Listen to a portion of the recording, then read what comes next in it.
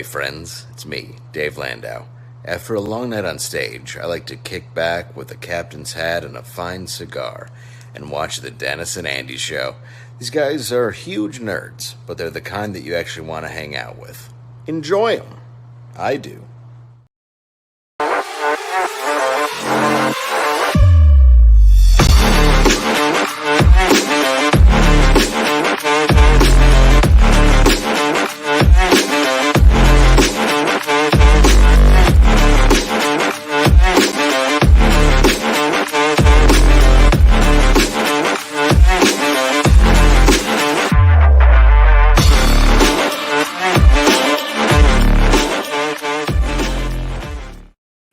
Well, howdy do, everybody. It is Wednesday, 3 p.m. Eastern time, and that is time for another fantastic, phenomenal fly by the seat of your pants. I had to get 3 F's in there. I was trying to figure out what you were doing. That's a lot of tongue twisting for you. Well, you never give a F, so I want to get them out. It is the Dennis and Andy show, and we are here today to entertain as always. And before we start, let's welcome the chat. Joe Bernardo, first up.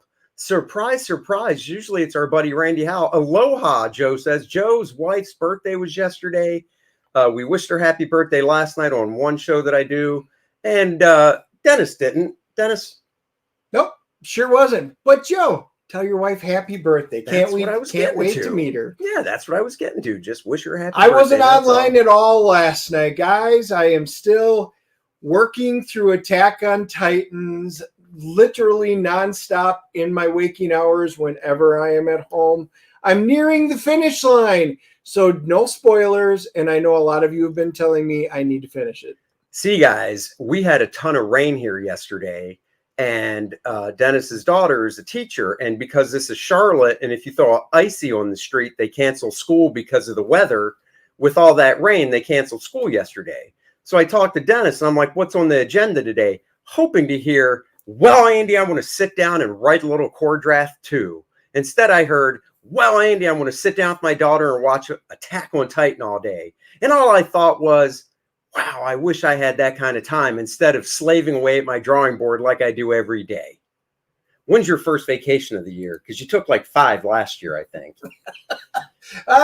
Well, I do have many of them on the board.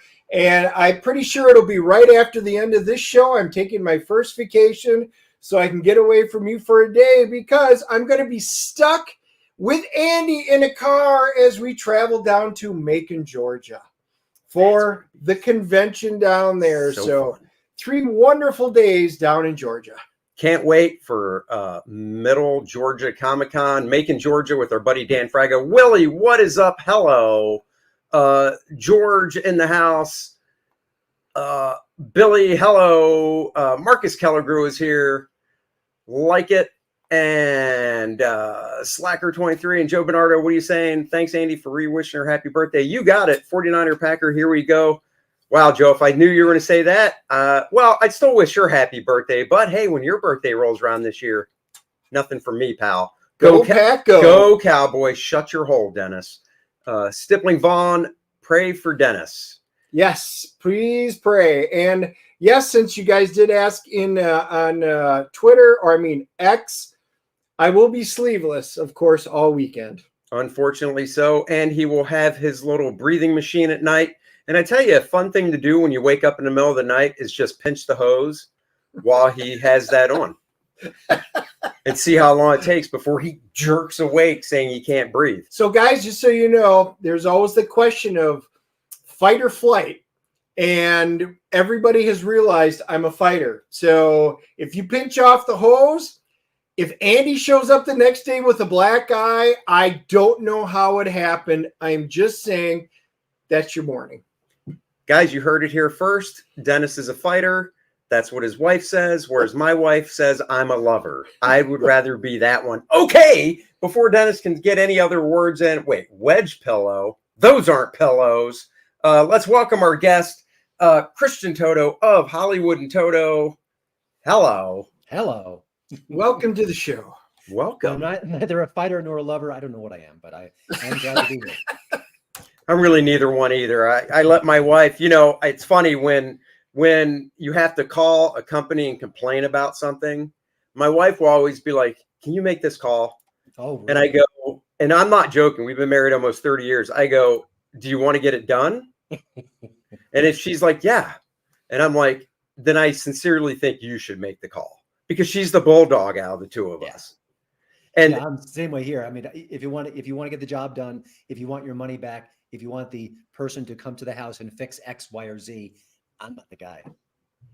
now there wasn't it. God, this was only a few weeks ago. It was before the holidays. I can't remember what it was. It was some customer service thing, and I was like, "You should make the call." But I was standing there when she did, right? And I kind of had an idea in my head of how it would go because I know her pretty well. She got off the phone, and I was like, "Yeah, I think I should have made the call." Holy crap! That was wow. I was just like, oh my God. So there are times, but she's Italian, so she can get away with it. So, Excellent. Dennis, who makes that call in your house? You or Susie? Me, always me. I believe it. I'm the negotiator. I am Mr. Charisma. I am the guy to talk somebody off a cliff. And usually I can explain things properly where they're there. As long as it's an intelligent person on the other end that is open-minded, I can usually get it done. Matter of fact, Andy knows this because even when we go to places, he's like, "I think I'm going to let you do the talking." I do. So even on the phone, they can see your lack of sleeves, and they feel intimidated by it. That's true. They do. They do. I don't know why, but for some reason they do. It's just, I'm like, hey, this is just my daily dress code. Shorts and no sleeves. It's the way life is. It's weird. The thing you can't see, Christian, is Dennis he's like Peter Dinklage. And what I mean is his inseam, because he is like 6'1", and I'm only 5'10", but I swear to God, Peter Dinklage has a longer inseam on his jeans than Dennis does. And you laugh. He agrees. He'll tell you. So it's like walking next to Shrek. It is. I am an oddly proportioned person. It is true. It is true. I mean, you've now got Dan Fraga, you've got Tucci, you've got all of those guys. Even Graham, you got on it at the last show. Nolan, they're all on me about my inseam. Yes, I am moderately tall, but it's all upper body. I have very short legs. I did make a really good tackle. I could have also been a center in football because my center of gravity is so low. But I am not a good sprinter because I do have short legs. Yep. See? I'm barely 5'9", so I long to be 6'1". So you got it going on. You're fine. I'll take the shot. I would too. Yeah, I'm just saying it's a hell of a thing to buy clothes for because trying to find extra big pants with tiny little legs, and then all my shirts they can't be big. They have to be big and tall. And there's very few tall places that really do that anymore. So it is what it is. So I'd rather wear no sleeves. There you go. Let's dive into the show. Let's do that. All right. So since it's the first time, Christian, everybody, I did post the link to Christian's website right in there. So Hollywood and Toto. And I hope you guys do click on it and then check back with it. He's got great content on there. But it's your first time solo on our show. So we always like to ask a great question, your origin story, because, we're superhero comic book kind of people. Your origins. How did you get to be a movie reviewer for Hollywood? Mm-hmm. Well, I think I took the most natural path possible. I went to art school, collected 3 degrees, wanted to be a comic book artist, and then realized I couldn't draw hands or feet and thought, I think I need to get a plan B at this point.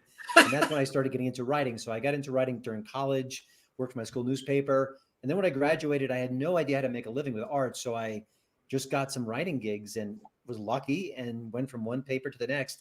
And every time I got to a paper, I'd say, I want to review movies. How can I do that? And often they'd say, well, no, you can't go away.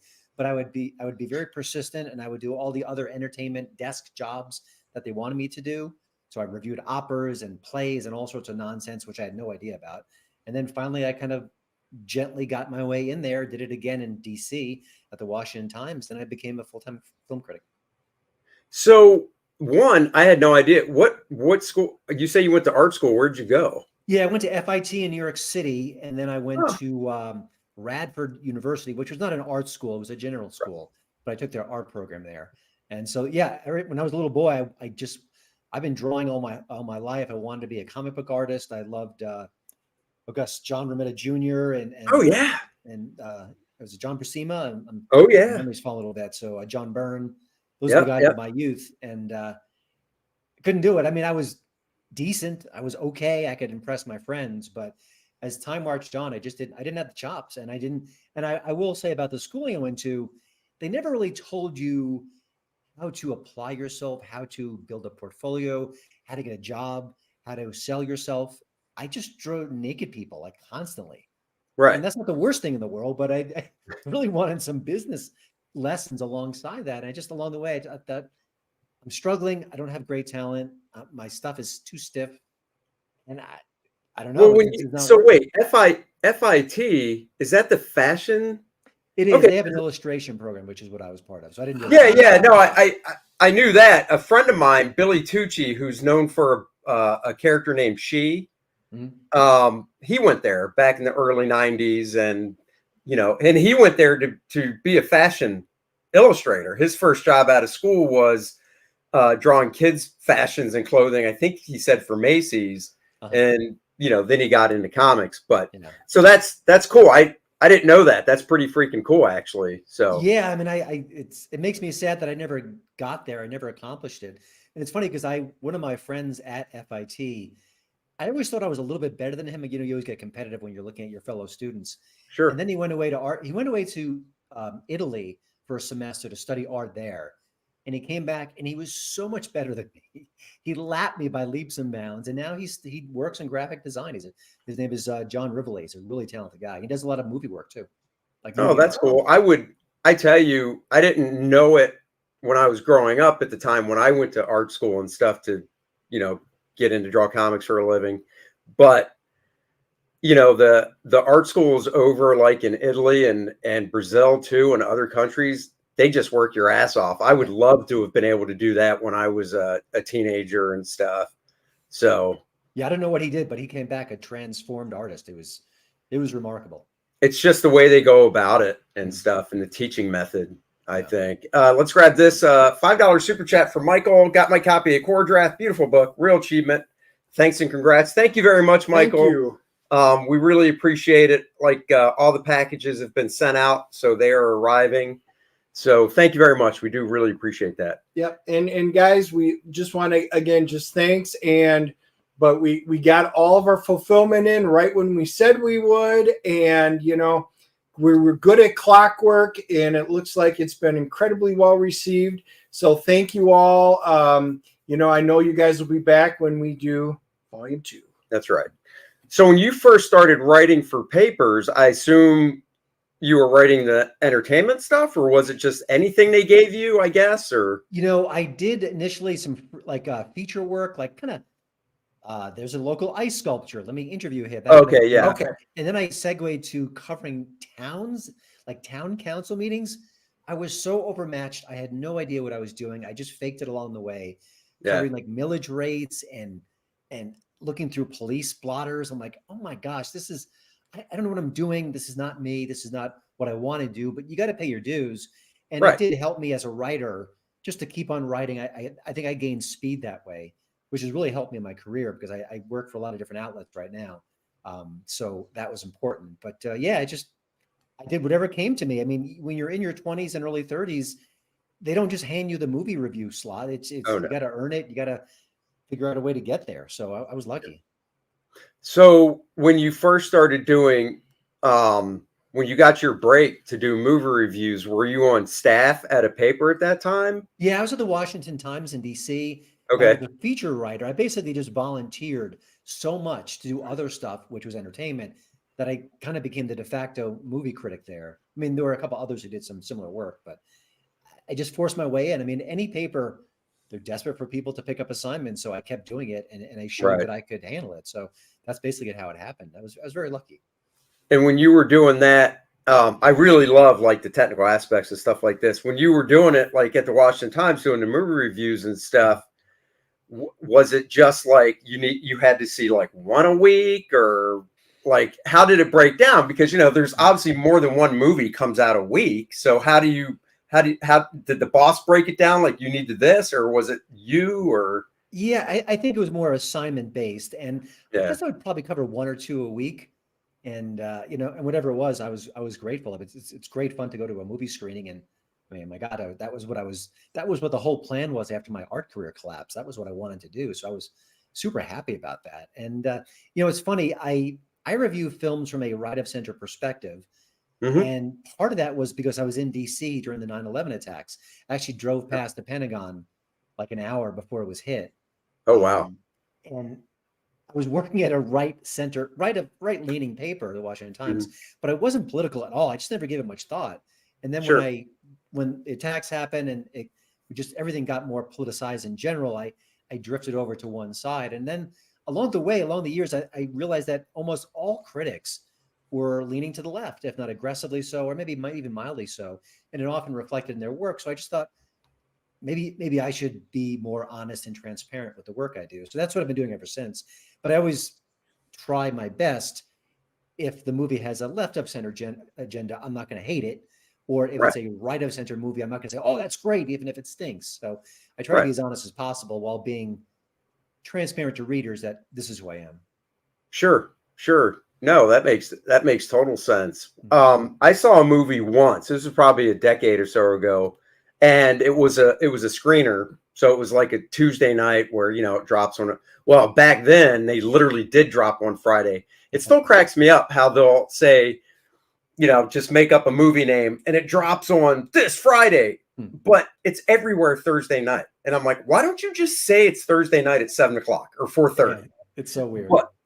But anyhow, so this was back when they literally still dropped on Fridays. And so I was able to go on a Tuesday because I knew somebody.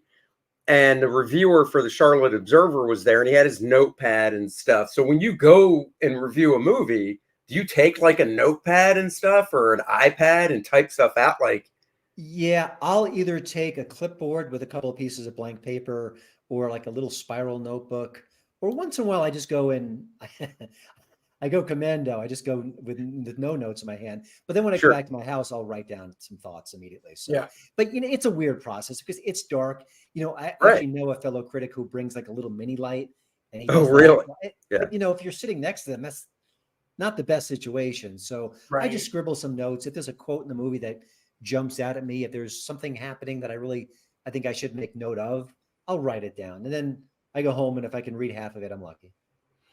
Yeah, no, my son and I, we used to do screeners, a lot of them, and it was great because they'd always have 2 or 3 rows for you guys, and it was always great because we would go in there, and it's like the one that always caught us was we had gone to see John Carter, in the theater, and we finished that movie, and my son and I were like, wow, this was surprisingly good. We both enjoyed it. And literally, he's like, Dad, listen to the critics right in front of us. And we're listening. 3 rows of people did nothing but bash and hate this movie. And I was like, did we watch the same movie? Yeah. And my son's like, I really thought it was good. I did too. I thought it was fun. Over. So anyway, it just interests me when we do our movie reviews, we don't talk to each other. We get back, we do our review the very next morning, and then I'll pull up, IMDb and Rotten Tomatoes, and then we will give our review, and then we'll see what everybody else does. Sometimes we're right in line, and sometimes we are not, and you just never know, and it's interesting seeing some of the comments and stuff. It is. I don't want. I get frustrated by my fellow critics at times because I feel like they're, I don't want to say elitist, but there's a certain criteria that they adhere to that often isn't in line with the general public. And there can be differences. So art is subjective. I get that. Yep. But I do think at the end of the day, you have to kind of meet the movies halfway. And if it's a horror movie, and the acting's kind of shoddy, you kind of It's shrug a your horror shoulders. movie. It's not a big deal. But I do think critics are getting maybe drifting away from the general population a little too much these days. I feel like there's the divide between the general audience and critics is growing, and Yeah, it's a little sad. It's seemed that way for I think to me it's felt that way for at least 10 years, because we would talk about, and some of my other friends too, it's like these critics are looking at every movie through the lens of, should it be an Oscar nominated movie? And it's like, you have to know what you're going in for and who the target audience is. Yep. This wasn't a movie, but an example I gave, I was talking to Dennis about it, and like my daughter and stuff, and some other people. And it's like, Disney's Marvel show, Miss Marvel, right? Now, I watched it all because my daughter likes to watch all that stuff. So I watched it with her, because my wife has no interest. So, I watched it with her. I didn't hate it. I didn't love it. But my analysis of it was, it felt like a Nickelodeon show for like 12 and 13-year-olds. Well, yeah, I'm not the target audience. So when I see people my age and stuff on Twitter or whatever, just bashing it and all that, I'm thinking to myself, yeah, but you're not their target audience either, Yeah, it's hard. I actually find kids' movies the hardest to review. My kids are in their teens now, so Sure. I can't connect with their point of view. I'm older. I'm not a kid anymore, even though I can estimate some things, but it doesn't really speak to me directly. So I agree. I mean, there are certain genres I like less. Sure. If it's like a Merchant Ivory movie that's set in the 1800s with a comedy of manners and these very stuffy people, kind of that Downton Abbey-esque. It's not my thing, but I can't hate the movie because it's not my thing. And I love horror movies. I'll sit through the worst horror movies, but yeah, so you have to kind of really be aware of your own biases as you go in. Yeah. So Joe Bernardo's asking you, Christian, it's a two-part. As a movie reviewer, do you get jaded because you've seen so much, or do you go into a movie and look at it as how a fan of the genre would enjoy or not enjoy it? I'm going to cop out and say yes to both. When you see so many movies, it is hard not to get a little jaded. And sometimes when I see a movie that's mediocre, but it's different and fresh, it kind of like, oh, maybe I'm judging it a little bit better because I'm so used to seeing films that something that's a little bit off the beaten path is fun. But I do go in there trying to meet where the movie is. And I do consider the genre, and I consider, and also like if I'm reviewing a low budget film and maybe there are some aspects about it that are a little bit wobbly, I'm going to be softer on that as opposed to a Paramount picture. So that's it. So I hope I'm answering the question, but I do try to appreciate the process, and it's impossible not to get a little jaded. You just see so many movies. Well, yeah. And I think, for me, it's the same way with, being a professional comic artist for the past 33 years. It's hard to look at. I still collect comics. I still read comics. Now, old stuff, back issues from like, the 80s and 70s and before, that stuff I can just look at and totally enjoy. The newer stuff, it's hard to look at without a bias, because I know what goes into the soup, and it's got to be the same way with the movie. I mean, you obviously, you're a movie reviewer, but I know a ton about how movies are made, and I expect a lot more than I do about the behind the scenes workings of movies and stuff. So it's hard sometimes to try to even enjoy something that you're connected to work wise, because you can't turn that analytical part off. Yeah. I mean, listen, when I went into the movie The Flash, I thought, okay, Ezra Miller has all the baggage in the world. Oh yeah. Put that aside and just say, is Miller good on screen or not? Right. Is that the best role? So, and that could be, but I think at the end of the day, when the movie's good, when the story grabs you, all that stuff floats away. Matter of fact, I love when I'm in a movie and I've got my pen and paper, I'm trying to be the due diligent, being the movie critic, but then the movie's really good. I just put my pen and paper down. I just enjoy it. Sure. Maybe that's the best way to let it wash over you. Yeah, no, I can see that, because then you're really immersed in it, because you aren't it doesn't feel like work, when you really are sitting there, pen and paper and stuff. I think it just feels more like work. Yeah, it's more clinical too. And I think it could be Yeah, I think it could even be honestly more forgettable, and that's why you have to have the pen and paper going, because you're just not as into it. Where, like you said, if it's a really good movie, you just let it wash over you. You remember that stuff. You don't need to write it down as much. Over the years, I've done a lot of celebrity interviews, and one of the things that I notice when I'm doing them is when I'm getting the answers, sometimes there's a response or a part of the answer that I think, oh, that's good, or that's the lead of my story, or like a little bell goes off and tells me, oh, that's interesting. So I can't help but do that when I'm watching the movie and something's on screen that's so noteworthy that I can't forget it. I've got to have it in the review, so then I'll write it down as well. Oh yeah, yeah. One of the things you had kind of touched on that kind of triggered something in my mind was, you're talking about when you go to review movies, you always want something to be fresh or original. Mm-hmm. So I always like to try and find something that's new and fresh and original. And sometimes I do, sometimes I don't. Mm-hmm. But I'll tell you, the one that got me this year was The Creator. I had very little expectations from this, and it wowed me so much so that I wound up going back and taking my family to see it.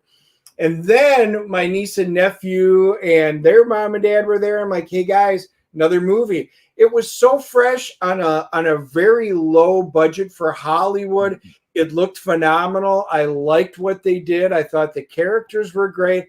To me, it's one of those success stories where Hollywood took a chance on something that's original content versus everything else is, well, it's like Star Wars. It's like this Western, whatever the case. What's your thoughts on something like that?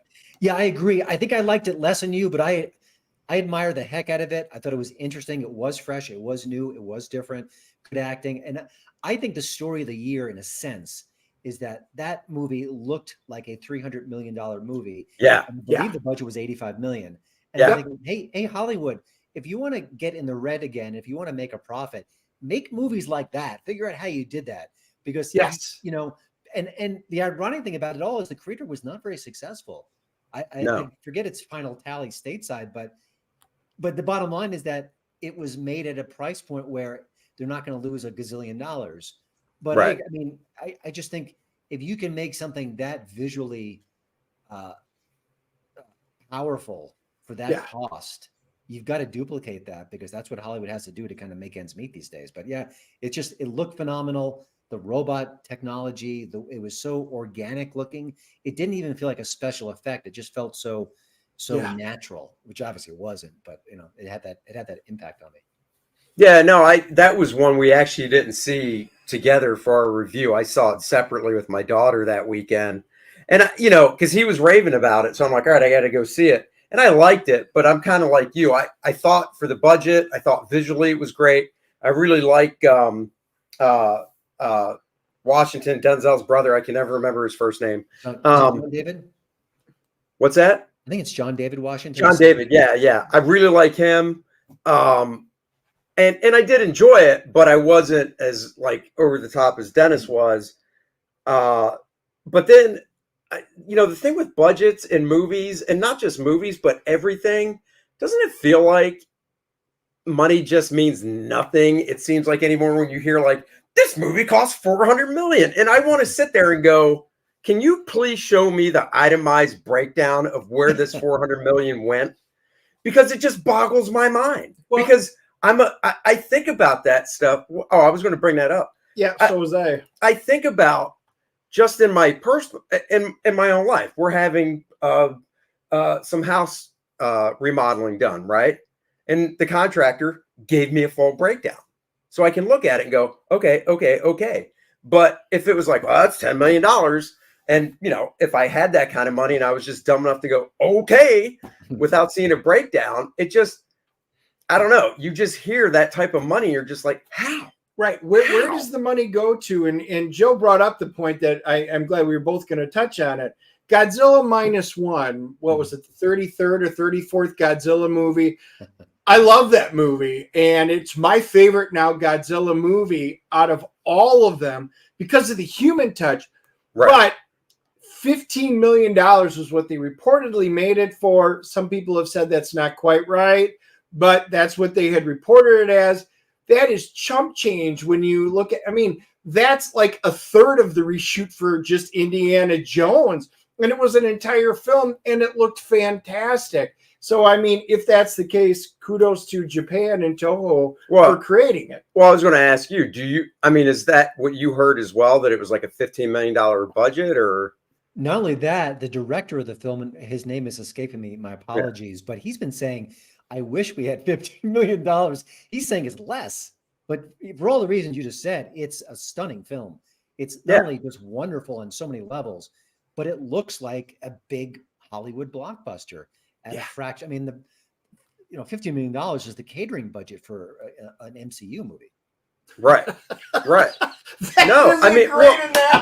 Well, that's the thing, because it's just like it's just built whoever they can, the producers, wherever the money comes from. And that's kind of my point, is where's this money coming from? Who is saddling up with these pockets going, oh, 400 million? Yeah, I'll chip in on that.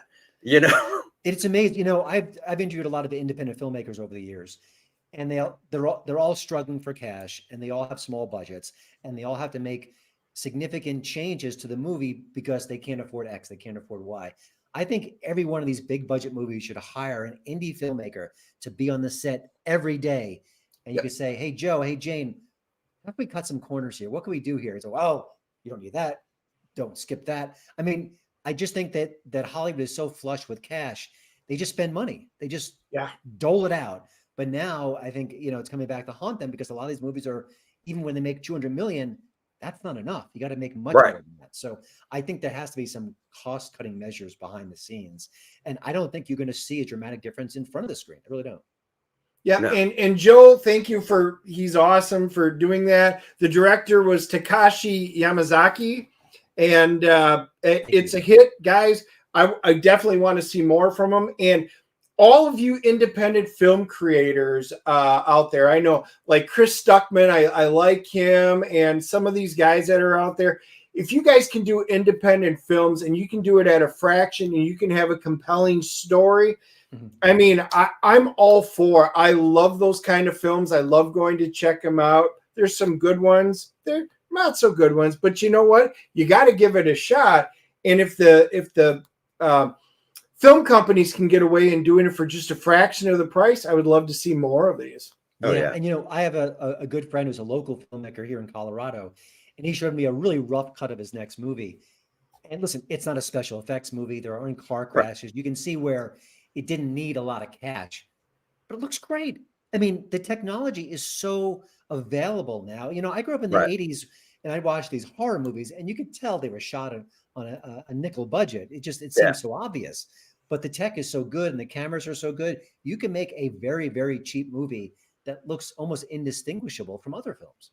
Yeah. Well, this is kind of going down a path I wasn't thinking of, but I know one of the movies you reviewed, and we actually saw it last week, was Night Swim. Now, did you see the 3-minute short that it was? I saw it after the fact. Right. So did we. He told me, and this is another one where I'm like, how? That short supposedly cost $1 million. And I'm like, see, you had the same reaction. I'm like, are you kidding me? I could take my kid's Samsung phone and take it in the pool. You can take it underwater. How did that? Like, he told me that before I watched it, right? Oh, so I'm like, $1 million, 3 minutes. I got to see this. And I'm watching it, and it was, for the 3-minute short, it was great. But all I could think of is, how'd this guy sucker $1 million? Maybe the chlorine was very expensive. I don't know. I guess so. That's absurd. I couldn't believe it. It was the pool. It was a house rental. It's like, dude, don't rent from some Hollywood star to use this pool. That's where the money went. And the funny thing is, it reminded me, I was a radio, TV, film guy in college, and we'd have to go film documentaries or shorts, things like that.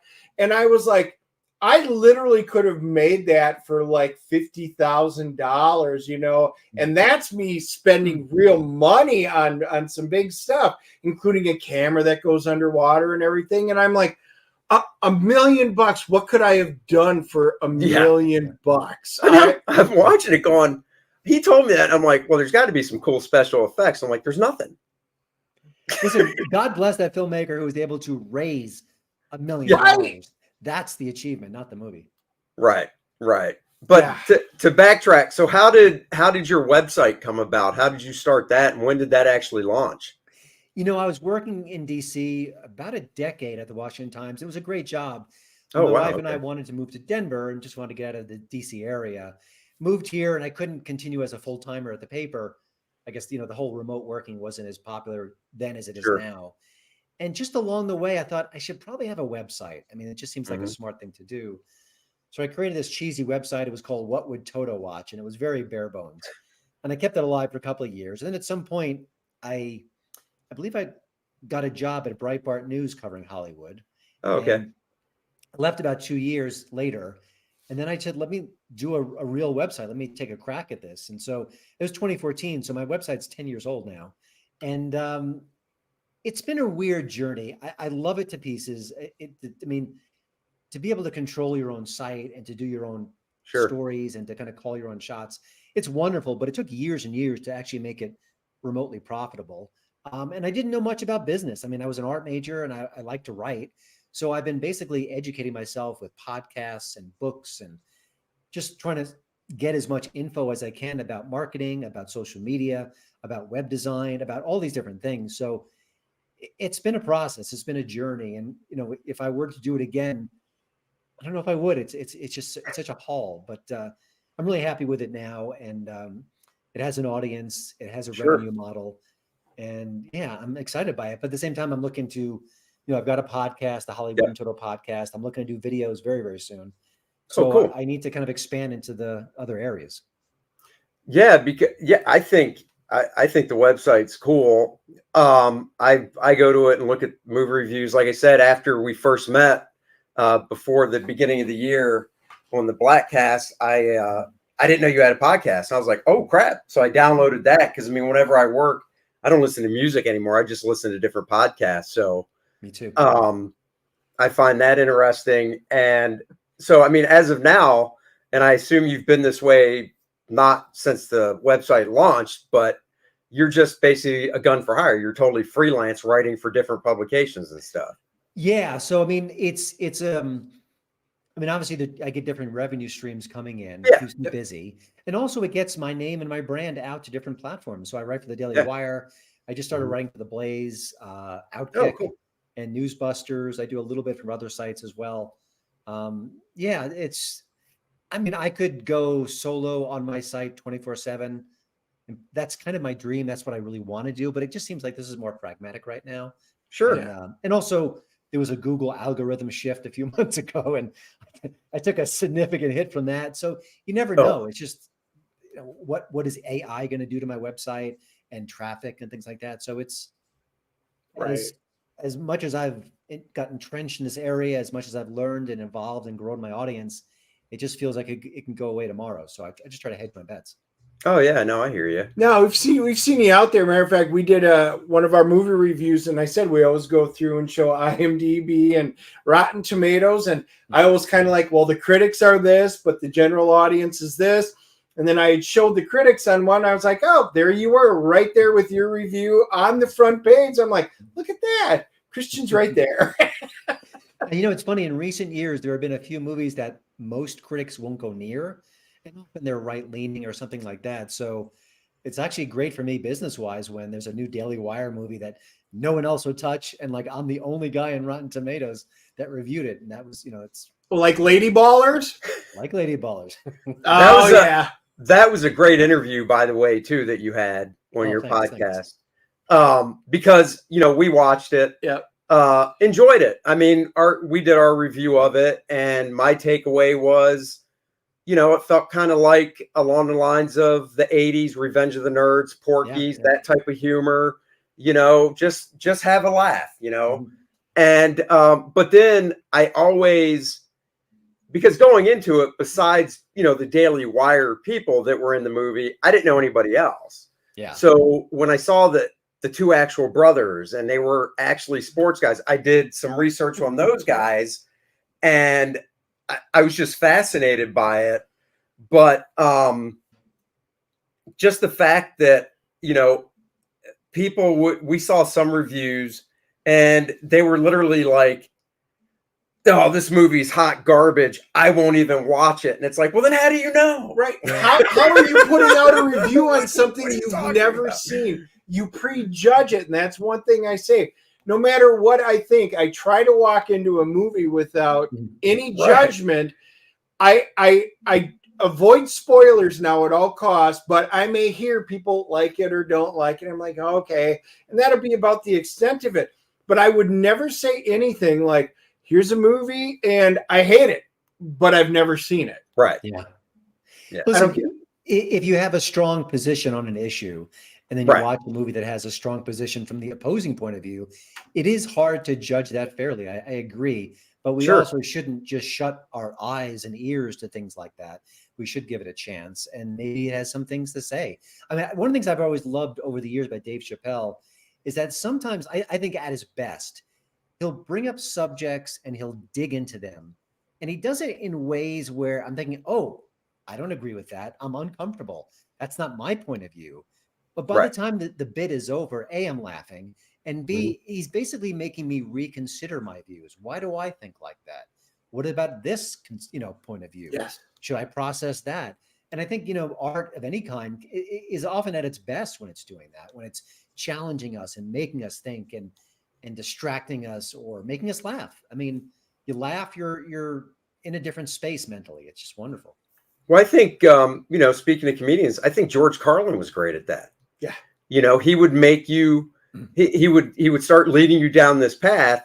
And like you said, you might feel uncomfortable, you might disagree with it, whatever, but then he'd bring it all back home and it would make sense. And then, like you said, you would kind of reassess your own thinking about it and stuff and kind of look at it from a different viewpoint. I mean, I try to, whether it's a movie, a TV show, comics, whatever, I want to judge it after I either read it or view it. And then I also want to see, if I can, where's that person coming from? Because look, there's kooks all around. It doesn't matter what side you're on. There's just freaking kooks out there. But the ones that aren't, I try to listen to, especially opposing side, to see if I can get around their way of thinking because it's opposite of mine. And I'm like, well, how do they get to that point? Yeah. So that's what good art does. Right. I do have one question because we were talking about things we don't like or things like that. I've only ever done it once. Have you ever, while watching a movie, had such a bad movie you walked out of, even if you paid? Never have. I think my least favorite movie of the last decade, and I don't mind the Transformer films. I've enjoyed a bunch of them. The Bumblebee was good. The first couple were very good. Some have been fine. But for some reason, was it the last Transformers, The Last Night? I loathed it. I was squirming in my seat. I hated that one. Wait, the last one, though, but you're not talking about leave a theater. That's not the one with the animal Transformers. You're thinking of the Beast Masters. No, he said The Last Night. The Last Night. Was that John Cena? That was a terrible one, yeah. I think it was. I remember Anthony Hopkins had maybe a voiceover in that movie, perhaps, or a small role. And I'm thinking, oh God, Anthony, what's? Yeah, why? That's a nice paycheck. The last movie I walked out of, it was the sequel. It starred. Dennis will tell you I'm shitty with names. We can literally walk out of a movie, and I'll be like, man, that dude. What was that dude's name? And he'll be like, John. I'm like, John was cool. Truth. This happens all the time. All the time. So it was Angelina Jolie. It was based on a Disney villain. Oh, Maleficent? Maleficent. Well, no, wait, it wasn't Angelina Jolie then. Damn, no, Charlize Theron, I think, was the bad chick in it. Chris Hemsworth was in it. Snow White. Yeah, but there were two of them, weren't there? Yeah, the second one. What was the second one? You don't remember? Don't know because I didn't see that. I walked out of the second one. And the reason I walked out, it was a screening, and it was at 10 o'clock at night. So I went to it, and it was like 11 o'clock. I lived a half hour from the theater. I'm like, this thing's going to be over at midnight. I won't get home till 12:30. I won't unwind and fall asleep till 1. I got to get up at 6. I'm out. And I got up and left because I was just like, this is just boring the shit out of me. Spoiler alert, you didn't miss much, trust me. Yeah, no. So let's talk about one favorite superhero movie ever. Oh gosh, the first Avengers I thought was it did everything you wanted it to do. Introduce different characters, have a big threat at the end, had the fun dialogue. It just felt so perfect in many ways. Having said that, I have such an affinity for this first Superman movie. You're talking Christopher Reeve, right? Yeah. That's just that's like my childhood in that movie. There's no. Oh yeah. Between. Oh, yep. Man, there's been some really good ones. Maybe it doesn't even qualify. For some reason, I found Joker mesmerizing. There's something about that. Oh, really? Yes. What do you think about the new one coming out? Because I hear it's a musical. I'm super curious. I mean, it's probably, I think between that and Civil War, those are the two movies that I'm dying to see in 2024. But to me, Avengers, Infinity War, I could watch it on a loop. I don't know what it is.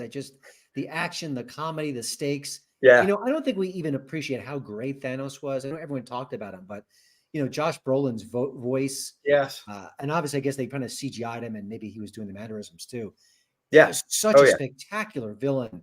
He had depth. He was just so vicious and so cunning and so interesting, and yet he could be kind. It just off the charts great. And no, I think as a team movie, I think the first Avengers holds it for me.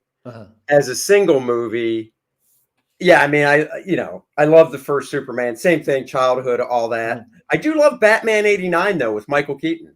Because I do too. Dark Knight Dark Knight Rises. I mean, those. Yeah.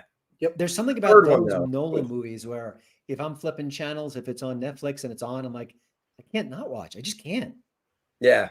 I'm helpless. The funny thing is, so in Avengers, at the end, with the end credit scene is when they first showed Thanos, when he turns his head and looks at you.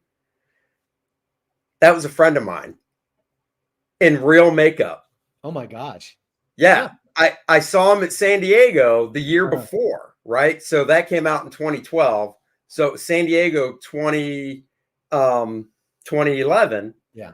And he's like, yeah, I'm in something. And I'm like, what? He goes, well, it's Marvel related. I'm like, what? He goes, I can't tell you. I can't tell anybody. And I respect that. I'm like, okay, that's cool. And then when it came out, because I'm literally glued to watching Avengers because I knew it was that movie. Yeah. Trying to spot him, right? I'm trying to think, well, maybe he's this guy, or maybe he's this guy. He's probably 6'3", and really good shape. And he's a muscular black guy, right? And I'm like, so I'm looking for him, nothing. And then the end when he turns, even with all that makeup, I was like, are you freaking kidding me? Was that you? And he's like, yup. And then he sent me some behind the scenes photos of them applying the makeup. His agent called him. He's like, I got this gig. They need you tomorrow. You're going to get on a plane, blah, blah, blah. Can't tell you, blah, blah, whatever. And they did. It's all practical effects makeup they put on him. That's amazing. Yeah. But then I can tell you who it was because you've seen all the Marvel movies. In Winter Soldier when which one? God, I get them all mixed up now. Winter Soldier, was that when they first showed Black Panther? Or was it the third Captain America movie? I mean, he definitely was in Civil War, but I'm not sure if he made a cameo in the Winter Soldier. You know what? It was Civil War because it was when what's his face came back. Crossbones came back, right? And Crossbones was played by Gorillo. Yeah. So he came back in Civil War, and one of the henchmen, where he said he had this vial of stuff, and he goes, "Here, take care of it," or whatever. And there were two henchmen. I think it was my friend, and then another guy, which was either, I can't remember if the other henchman was a black guy too or a white guy, whatever. But my friend was one of them, and he actually fought Black Widow in a scene. Oh, wow. And I asked him in that scene where he fought Black Widow, and basically she knocks him out. The vial goes flying. She catches it. I mean, it was like maybe 5 minutes on screen.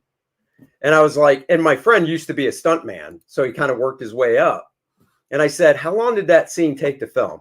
That 5-minute fight? He goes, oh, it took like a week. You know? So I'm glad that after that little Thanos, he wasn't just like ditched to the curb. Yeah. And maybe it was just because it was a last minute, they were paying him back or whatever. Or I don't know if he had to audition or whatnot, but I'm glad they got him in something, you know, where you could see his face and he actually got to say a couple lines and stuff. He's got a story he'll tell the rest of his life. That's amazing. So what best movies? So because we didn't get a chance, we just had no time to do it. We wanted to do a segment on our favorite movies of 2023, the big Razzies, the terrible movies that we went and saw. We wish we hadn't. So what was give us a couple of your best movies from last year. Yeah, like you, I just loved Godzilla -1. I just, it's everything a movie should be. Even my wife, who doesn't like Godzilla movies, has never seen Godzilla movies. She hasn't seen a Star Wars movie. She sat there with me and she enjoyed it. So that's how good it was. I really enjoyed Air, which is on Amazon Prime right now. Yeah. Looking back at how Michael Jordan and Nike got into business together. It's just a well-constructed, upbeat, smart, sometimes even funny story that really does speak to the American dream. It's just a really good film. And then also The Holdovers, which is available now, I believe, on Peacock.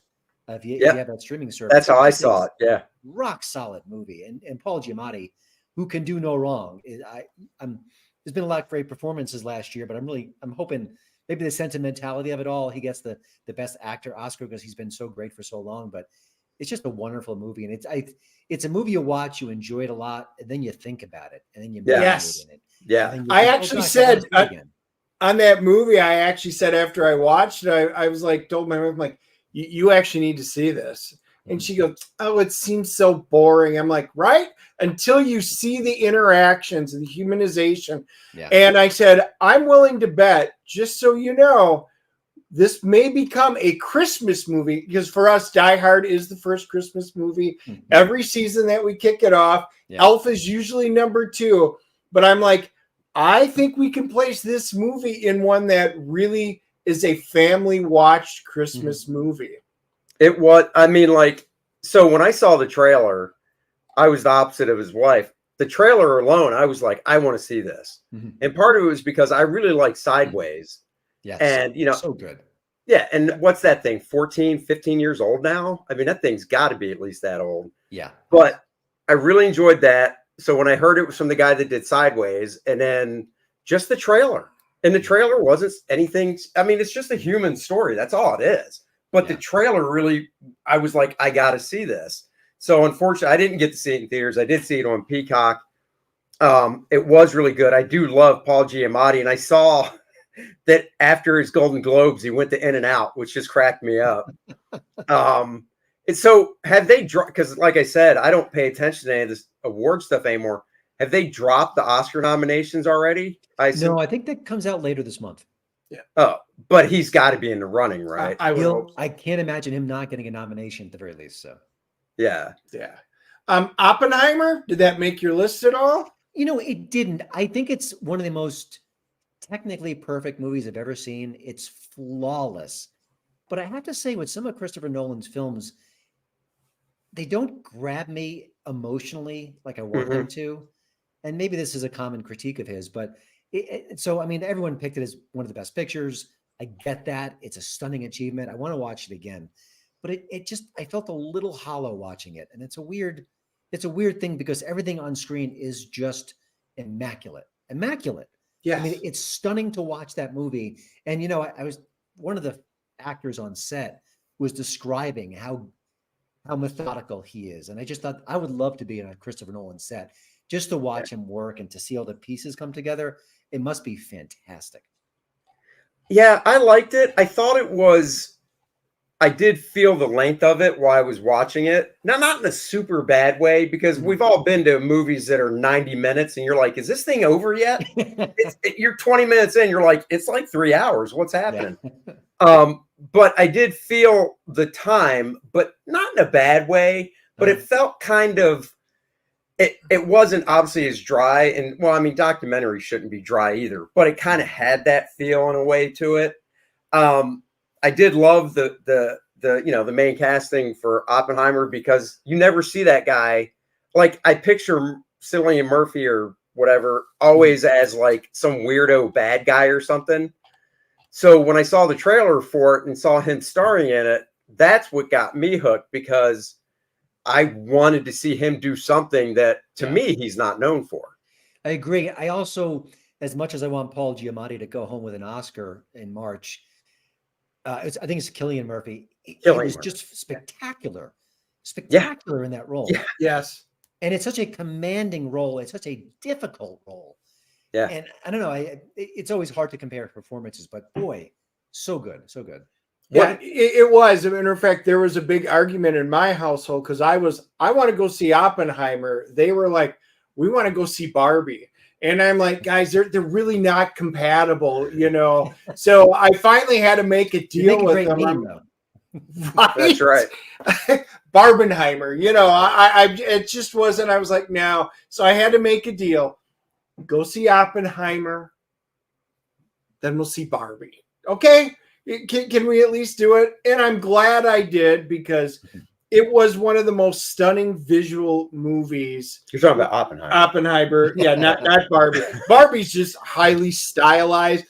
It was fun watching Barbie with my family, because all the girls had the different types of Barbies and Alan, and they all knew the pregnant Barbie, and they all knew it, and they were all laughing and joking and stuff on there. And that's the stuff that kind of went over my head, but they really liked the Barbie movie because it was made for them.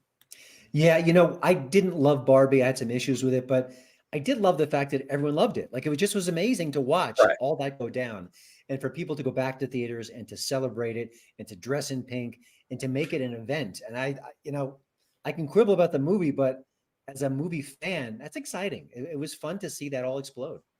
Yeah, I mean, I haven't seen it. My wife and daughter did. They really enjoyed it, and I don't have anything against it. I'm just like you said, there's so much out there now, content-wise, and time is precious, that, you know, if I've got a couple hours on a weekend to watch something, I'm going to watch something that's on my watch list, not, you know what I mean? Yeah. They made Barbie an event. You had to see it. Yes. You had to go with your friends.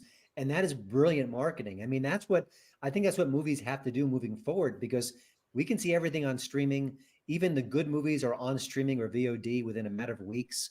You can just wait, but you couldn't wait to see Barbie. And that's an achievement. Yeah, they did a great job. Joe's asking you, Christian, what do you think the reason Hollywood is making so many remakes? Is it lack of creativity, or the to keep the trademark or licensing rights? What's your thoughts? You know, I think a lot of this is on us. You know, they make remakes because we go see them. There's something about that built-in recognition. Even like, I think they're making a Monopoly movie. They're going to make a Minecraft movie. When you have that brand that's very powerful, it separates you from the pack. We just talked about the movie The Creator. It didn't do well. It was an original story. And it was, overwhelmed with originality in it. Great. But there was nothing to tie it into. The average person didn't know what that meant. And so Hollywood's responding to audiences who are curious about prequels and sequels and remakes and reboots. So if we stop seeing them more than we have right now, then I think they'll slow that down. But it's got that built-in recognition, and I think that's really powerful from a marketing point of view. So what would you say is the worst movie you saw last year? You know, I think the one I'm going to pick, in part because it's part of the award season conversation, and everyone's, oh, this is so wonderful. It's called Saltburn, and that's on Amazon Prime right now. Okay, you saw that, right? I haven't seen that, but you saw that, right? My daughter, Dad, you need to see this movie. You absolutely need to see this movie. My son, his girlfriend, my daughter, they all saw it. They've already created a drinking game out of it. And they were like, Dad, you need to see this movie. I had just finished literally watching Gran Turismo, and I loved that movie. I enjoyed it so much. And then I was like, oh my gosh, he's in this one. I'm like, okay, maybe you talked me into it. So I watched it, and I sat there and went, there are absolutely no redeeming characters in this entire So glad film. I didn't watch it. Yeah, there's like 3 or 4 like really shocking scenes. I don't care. I can recognize that it's shocking, but it didn't mean anything to me. I don't think that the story made sense. I didn't get why the different characters liked each other, why they didn't like each other. Right. The main character played by Barry Keoghan is a very good actor. I just didn't understand his motivations. I didn't quite get him. And then as the story goes on, I didn't buy it.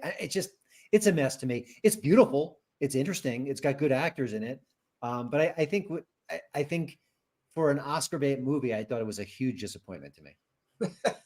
Yep, I totally agree. I'm so sorry I got stuck into watching this. I tried getting Andy to watch it. Thing is, if I see a movie and it sucks, and I tell him it sucks, she's like, nope, I'm not going to watch it. I'm like, dude, you got to review even bad movies. Right. So I hit him up once, but he won't let me do that again. Well, so he wants me to watch Rebel Moon, which I'm just like, I've heard too much stuff from people I trust. Well, and even he said it wasn't good. But he's like, come on, you got to watch it. You got to watch some bad ones. And then the one he tricked me into, and once I say it, I hope you don't go, I love that movie, was I think it was just a Netflix. It went right to Netflix. Netflix original was Blonde, the Marilyn Monroe movie. Did you watch that? I never saw that. It got very mixed reactions. He tricked me because I like the actress that plays her. She's, attractive and hot. Yeah. And he's like, there's some good shots of her, if you know what I mean. I'm like, oh, really? So I watch it and I call him up after 3 hours. It's 3 hours. And I called him up after and I go, you were messing with me, weren't you? And he goes, yep. He goes, if I had to watch it, you had to watch it. I was like, you son of a bitch. I just wasted 3 hours on that garbage. God, I hate your guts. Literally, Christian, all I have to do to get Andy to watch the movie is say, Andy, it was very artistic and she had boobs. And he's like, okay, I'll watch it. All right. This actually reminds me, when you drink a carton of milk, you go, oh my God, it's spoiled. Here, try it. Like that's what's going on here. That's what it was. Was. What's on the radar for this year? You said Civil War, which I am looking forward to. Yeah, I'm really curious. I like Alex Garland, the director, a lot. I think he's really talented. The Joker sequel, I'm super curious about. Yeah. Other than that, I mean, Deadpool 3. Yeah. I don't know. I don't have a good feel of the more serious, sober dramas coming our way. The lineup seems light to me. A lot of sequels and things like that I don't care enough about. Inside Out 2, things like that. Yeah. I off the top of my head, I'm not nothing. I mean, nothing amazing. Ghostbusters looks. I thought the previous one had nice heart to it and stuff. Yeah. I just hope like a lot of sequels, they don't drop the ball on it. Yeah, I mean, I feel like the last one was good and solid. We brought the old guys back. Right. I feel like that was a capper. Same here. Yeah. So I mean, and I love Paul Rudd. He's great. Yeah. Why do we need that? I don't know. Well, and that's just it. We went through. So a graphic, you probably even saw it. A graphic came out that had it started actually with Night Swim. And then it ended with, I can't remember the movie that comes out December 23rd next year, but they were all, they were all the big releases, Yeah. And, none of them really, like you said, Deadpool. Yes, I'm looking forward to Deadpool. Oh, you know what? What about Fall Guy? It's so funny. That was based on that TV show with Lee Majors, I'm assuming. Yes, I'm guessing, yes. Because they call them Colt, so it is Colt Severson, so it has to be derived up from it. What I find so funny about that is today's 20-something. Do they even know that show, that character? Do they know anything about it? No. What's the point if you're going to reboot something that no one even has a connection to? It's true, but my daughter, she's 20. She saw the trailer and she's like, Dad, we got to see that. Okay, I mean, maybe the trailer sells it. That's perfectly fine. Yeah. But I Yeah. just think that like using that name and But the I know what you're character- saying. Yeah. My daughter, she saw the trailer and she goes, "Oh, that looks cool." I'm like, "It's from the TV show." She goes, "There's a TV show?" I'm like, "Lee Majors," and she's like, "Who?" And I'm like, "Yeah." Whereas on the flip side, Argyle, she saw the trailer because Yeah. on Hulu right now, we're watching Attack on Titans and there's ads. And like every other ad is for Argyle. And she's like, "Oh, Dad, I really want to see that. That looks hilarious." I'm like, Yeah. "Oh, there's a movie I can actually get you go to the theater." She doesn't like going to theaters much. Yeah. Gotcha. Well, it reminds me a little bit. There's a new Omen coming out. And again, Yeah. Yeah. franchise from the 70s and 80s. Yep. Nobody knows about it. It's only, Yep. I mean, the first Omen's great. The rest of them are forgettable. Right. Yep. It was like The Exorcist last year. Oh, That was actually on my list of such God. disappointment. We were so excited for that. Yeah. And you got the main woman coming back from the first one, and she's in it for what, 5 minutes, and it's lackluster, and you're just like, oh, come on. That was rough. I don't think I hated it as much as most people, but it was a crushing disappointment. Yes. Oh, it was so disappointing. And in the end, you knew how it was going to, oh, look who shows up. You're just like, yeah. Color me surprised. Well, the other one last year I thought it was okay, but it wasn't as good as the other mystery ones with, this is where I'm bad with names, and I phoned Dennis. Are you thinking of the Agatha Christie Yes, the movies? Agatha Christie ones. What was the last year's one? Haunting in Venice. Yeah. Yep. See, that one, that was, to me, the weakest one out of the three so far. I like the fact that it mixed a little bit of horror in there. I thought that was Yeah. a little wrinkle, but Yeah. I thought it was okay. Yeah, well, that's just it. I thought it was okay. Like the other two, like the first one, I was like, oh, this was really good. Then the second one, I was like, oh, that's cool. And then this one, I was like, okay. So what I got to get your opinion on, I love the movie. My wife loved the movie. I made her see it afterwards. I got to see my other half the family watch it, and they hated it. Cocaine Bear. Oh, yeah. What's funny? I loved the first half, and I thought it ran out of ideas, and the second half was kind of That was my take on it. But Okay. I think for a while it lived up to it's crazy, it's insane, it's no rules. I mean, I had that kind of chaos nature to it, which I loved. Then I just thought it kind of ran out of gas, but that was my take. All right, so we'll end on Sisu. That, by the way, thank Sisu. you. Sisu was another What'd one you of think of our Sisu? favorites I that we missed saw. that, and I need to catch up with it. I've heard it's very good. Oh, it's really good. Yeah. Yeah. That was one my wife had to see because she's like, "Oh my God, that movie was made for me." She goes, "At the moment Sisu hits the theater, we're seeing it." So she came with us with it. And the whole movie theater, she's sitting there going, "Sisu, Sisu." That was one of the ones where, it's, you don't know any of the actors, which I enjoy because then you go see a movie with Tom Cruise, it's Tom Cruise. You're not really that, like for my daughter, she can fall into the movie because she's 20. She doesn't know Tom Cruise like we do. For us, we're like, oh, it's Tom Cruise, But Sisu, because the actors, you're like, who are these people? You really feel like you're there, and they did such an incredible job of the story and the acting that you just fell right into it. But what I was going to ask is, before we go, are there any series on streaming stuff like Prime or Netflix, not movies, but series that you're into? It's funny. Because I watch so many movies, I fall behind. So sometimes I just try to catch up with things. And like I caught up with The White Lotus, which I really enjoyed. I think it's a very good show. Trying to think of other ones that I've watched. I'm like just behind on a lot of that stuff. Like I watched Atypical, and that was probably 2 or 3 years old. Yeah. I thought that was actually quite good until the 4th season. I did watch Beef. That got a lot of Golden Globes recently. That's a very good show with Stephen. That is good. And it took took me probably 6 months after it was released. And it's just that thing. You go to Netflix and it's just there. And it's just there. And I like the actors, and I'm like, forget it. I'm going to watch it. And after the first episode, I was like, what the? So I just binged it that weekend. Yeah. But then I think I heard they're thinking about maybe a season 2. And I'm like, why? It doesn't make season 2 doesn't make sense on paper. I thought it would wrapped up pretty well, but yeah. Reacher is the one we say if you've got to find time to watch anything on TV right now, Reacher, it's just so good. Reacher's really I good. never read the books. My wife read all the books, And she goes, they are so close and so well done. And everybody we talk to right now is loving Reacher. Yeah. I've heard nothing but the same. I watched the beginning of season 1. I enjoyed it. I just got distracted, but perfect casting. It's got a nice vibe, and there's something throwbacky, for lack of a better phrase, about it, which seems really connecting with people. Yeah, it kind of reminds me of, did you ever watch the Walking Tall movies from back in, what were those, early 80s, 70s? I think a long time ago, but not recently. Right. But you know what I'm talking about. Yeah. It kind of has that feel. Yeah, no, those are, I agree with him. Reacher's one, and then the current season of Fargo is really good as well. I need to catch up. I thought Fargo season 2 might have been one of my favorite shows of all time. I thought it was just off the charts great, and I want to watch it again. Yeah, Fargo. I thought most of them were. Well, it's weird because it is up and down, kind of like American Horror Stories that way. There were some seasons I was like, that's great, and then some were just like, oh, who cares? What was it? I'm hearing good things about the new True Detective with Jodie Foster, so I'm hoping.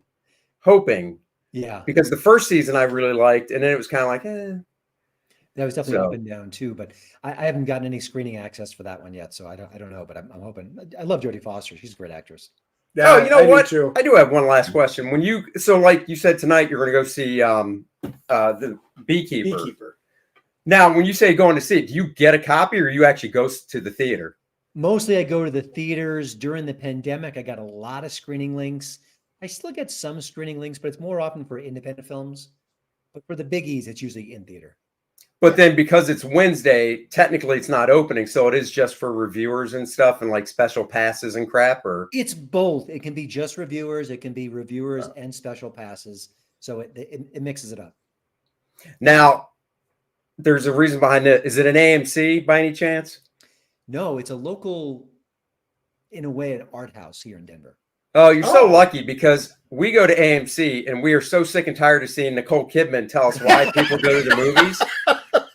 There's an audible groan every time she comes up. Half of it's from us, but still we're like, oh, Jesus, how long? And then they're still on there. It's been 100 years. And it's like, dude, it was 100 years in 2020. I think there are enough actors in Hollywood who would take that gig for maybe very little money just for the exposure. Let's get a fresh face. Come on. Yeah, it's just like, oh my God, I'm so tired of seeing. I saw one movie and I thought, oh my God, the trend is broken. My daughter over the holidays really wants to see Aquaman. You'd think I would because one, he knows I'm a huge Aquaman fan just from the comics. Yeah. I like the first movie and I love superhero movies. Even I didn't care to see this movie in the theater. Yeah. Right. But my daughter really wanted to. So I'm like, and he didn't. So I'm like, fine, let's go. So we went. And the biggest shock to me was there was no Nicole Kidman. I think he fell asleep. I did fall asleep during the movie, but not before it started. Was Nicole Kidman in the first one briefly? Yeah, she was in the first one. Oh yeah. I was wondering if she's in the second. I don't know. She. I don't know if I know they took a lot of Amber Heard out. Obviously, I don't know if they put more Nicole Kidman in because of it from the cutting room floor, but she was in it to be that female presence. I mean, it's kind of like you said with what's his face that played the Flash there. See, my memory it's out the window. I can picture him, but anyhow, Ezra Miller. It's kind of like you said with him. You try to leave the real life out the door when you watch the movie, and I kind of feel that way with the Amber Heard stuff. I'd like to have seen it where they didn't cut her out. Like if none of that Johnny Depp stuff happened and they felt like crap, we got to edit her out of the movie a lot. Because without the little bit that she was in it, when Jason Momoa, Aquaman, was with their son, because they have a baby, every scene, you're like, he's a single father. Where the freak is the mom? I mean, that's all I could think is he's living with his dad in the lighthouse. He's raising his son. You never really see the three of them together. And you're just like, he's a freaking single dad. So it is what it is. This is why they make the big bucks to edit out movies. That's right. That's right. That is true. But all right. Well, before we go, we have to do our due diligence, which is we always pimp what we're doing. So bear with us. Guys, nice and tight, the comic book pencil art of Andy Smith. That's me live on Indiegogo right now. Go check it out. 7,300, $30. We're at 97 backers. 3 more, we get it to 100. If you want to see what pure, raw, full pencils look like that I've done over the past 20 years for other inkers to work over, because now, as most people know, I ink my own work. This is the book you want to get. 64 pages. I'm pulling some of my favorite splash pages, panel pages, featuring some of your favorite heroes. Check it out. It is available as a print edition, oversized, a digital edition, so you can download the pages if you want to practice your inking skills, whether it be digitally or making your own blue lines to print out and ink traditionally. The link is in the description below. Please check it out. And Core Draft Chapter Volume 2, whatever you want to call it, the sign-up page will be coming at the beginning of February. We are currently working on it. So if you liked Volume 1, we've got great things in store for Volume 2. And there you go. Christian, thank you so much for joining us. If you wouldn't mind, after we end the show, just hang back in the back room and then we'll do the wrap up and stuff. Thank you guys for watching today, for joining us. We will be seeing The Beekeeper tomorrow night and dropping our review Friday morning, nice and early, around 8 o'clock, as always, for you guys. So set the notifications, like, subscribe, and share, and go check out Hollywood and Toto, and definitely his podcast. Your podcast is once a week, I believe, or? It is once a week. It's on Wednesdays, but I drop a lot of bonus episodes. So often on the weekend, you'll see one more as well. Okay, cool. So definitely do that. And if I remember right, the bonus episodes are a little shorter anyhow, right? Chunk? Short and sweet, right to the point. Yeah. Nice. Yeah, there you go. And the guys, I just dropped the link right there. And so go check out Christian's links. Yep. And thanks for joining us. We'll catch you guys Friday morning and next week. Bye-bye, everybody. There you go.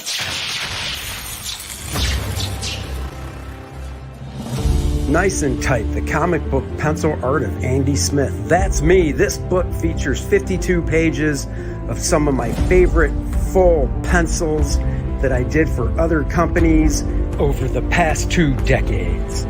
The raw pencils as they were seen by the inker, and now you can see them for the first time.